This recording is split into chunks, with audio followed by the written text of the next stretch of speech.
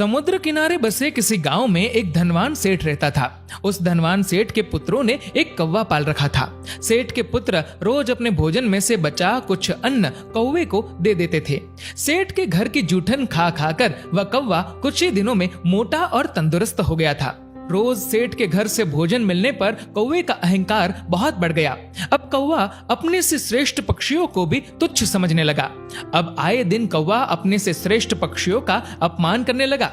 एक दिन समुद्र किनारे हंसों का जोड़ा उड़ता हुआ आया और एक पेड़ पर जाकर बैठ गया। हंसों का जोड़ा बहुत खूबसूरत था। हंसों की खूबसूरती देख सेठ के पुत्र हंसों की तारीफ करने लगे। ये बात कौवे को गवारा ना हुई। वह मन ही मन हंसों से ईर्ष्या करने लगा।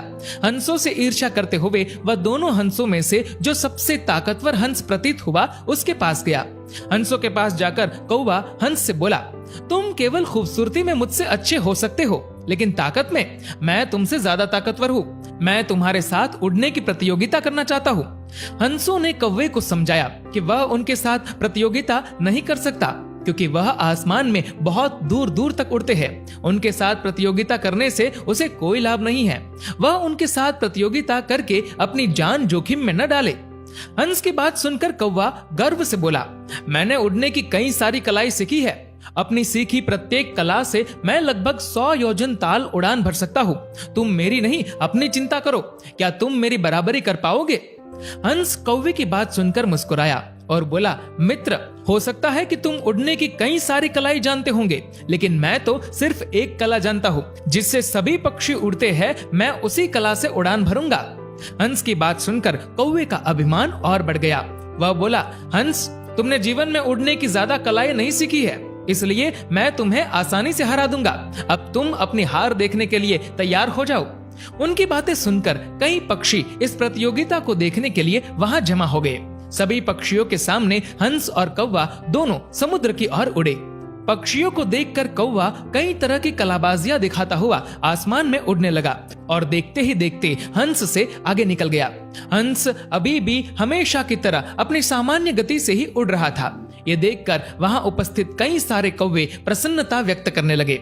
कुछ ही देर में कौवे के पंख थकने लगे। वह विश्राम करने के लिए अपने आसपास पेड़ की डालियों को खोजने लगा, लेकिन विशाल समुद्र में वह काफी आगे निकल आया था।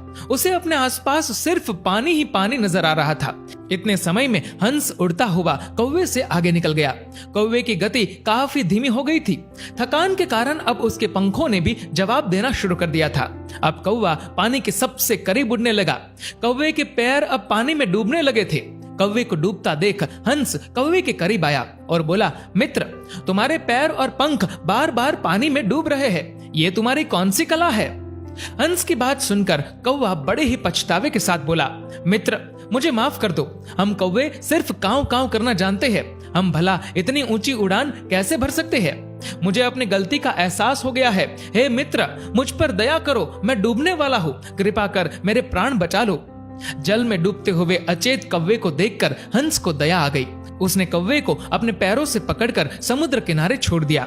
मित्रों, इस कहानी से हमें बहुत कुछ सीखने को मिलता है। कहानी में कौवे के कांव कांव से भाव किसी ऐसे व्यक्ति से है जो हमेशा दूसरों में कमियां खोजता रहता है। खूबी और खामी दोनों ही होती है हर इंसान में। जो तराशता है उसे खूबी नजर आती है और जो तलाशता है उसे खामी नजर आती है। दोस्तों, इस वीडियो को लेकर आपकी क्या राय है नीचे कमेंट करके जरूर बताएगा। और अगर आपको ये वीडियो अच्छा लगा तो इस वीडियो को लाइक करेगा, शेयर करेगा ज्यादा से ज्यादा लोगों तक। और ऐसे ही और भी इंस्पिरेशनल वीडियोस के लिए सब्सक्राइब करें हमारे यूट्यूब चैनल को और फेसबुक पर फॉलो करें हमारे पेज को। धन्यवाद।